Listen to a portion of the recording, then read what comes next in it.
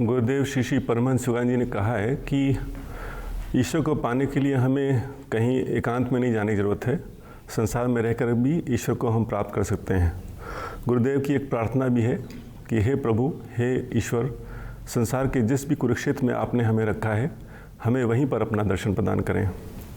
एक बार एक टीचर अपने स्टूडेंट से कह रहे थे कि बेटा हम तुम्हें 100 रुपये देंगे, तुम ये बताओ भगवान कहाँ पर हैं। तो स्टूडेंट बड़ा स्मार्ट था, उसने कहा कि सर हम आपको 1 लाख रुपए देंगे, आप ये हमें बताइए कि भगवान कहाँ पर नहीं है। तो जो सर्वज्ञ सर्वत्र है उसको लिए यही जंगल और पहाड़ पे जाने की ज़रूरत नहीं है, वो सर्वविद्यमान है, यहीं पर है और उनको अपने अंदर हम अनुभव कर सकते हैं। यहाँ एक छोटा सा प्रकरण हम शेयर करना चाहेंगे। एक ऐसे ही नौजवान था, वो कभी नहीं ईश्वर कहते कि अपने दायित्व को त्याग करके हम कहीं जाएं ईश्वर पाने के लिए। संसार के दायित्व को निभाते हुए हम ईश्वर को पा सकते हैं। तो वो उसके वृद्ध माता पिता थे, उनको सेवा करनी थी, मगर उसको लगा कि नहीं हमें ईश्वर को पाना है, छोड़ के जंगल चला गया, तपस्या करने लगा। एक दिन 6-8 महीने तपस्या करने के बाद उसके अंदर बड़ा तप और उससे बल आ गया था। एक पक्षी ने ऊपर से बीट कर दी उसके सर पे और उसका ध्यान भंग हो गया।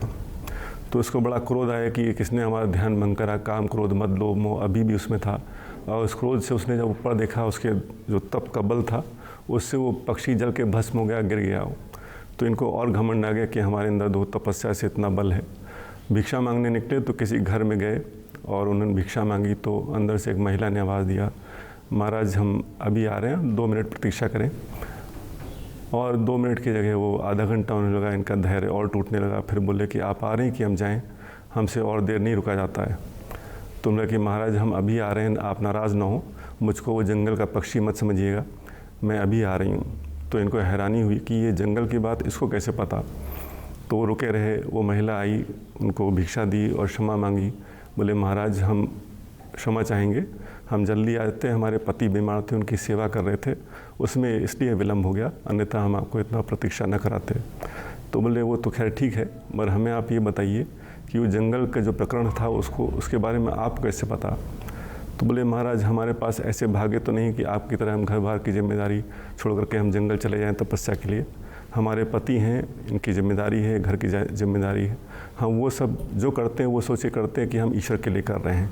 पति की सेवा कर रहे हैं तो ईश्वर की सेवा कर रहे हैं, ये घर उनका है और इसमें जो भी करते हैं उनको अर्पित करने से ही हमारे अंदर ये बल है जिसके द्वारा हम जान पाए उस प्रकरण के बारे में। तो कहीं एकांत में जाके साधना नहीं करना है। जो संसार में दायित्व हैं उनको भी अगर हम ईश्वर को अर्पित करते चलते हैं, चाहे छोटी से छोटी चीज़ या बड़ी बड़ी चीज़, चाहे खाना बना रहे हैं, चाहे बर्तन साफ़ कर रहे हैं, चाहे गार्डनिंग कर रहे हैं, हर चीज़ हम कह सकते हैं ये प्रभु हम आपको अर्पित करते हैं, ये हम आपके लिए कर रहे हैं और उसमें आप बड़ी उच्च दिव्य चेतना प्राप्त कर सकते हैं संसार में हर कार्य करते हुए भी। उसके लिए कहीं एकांत में जाने की ज़रूरत नहीं है। और गुरुदेव की टीचिंग्स भी यही नहीं है कि आपको कहीं रिमोट में जाके साधना करनी है। संसार में रह करके गुरुदेव ने अपना एग्जाम्पल भी यहीं सेट करा, कृष्ण भगवान ने भी यहीं एग्जाम्पल सेट करा कि सारे दायित्वों को करते हुए उन्होंने ईश्वर चेतना को प्राप्त किया।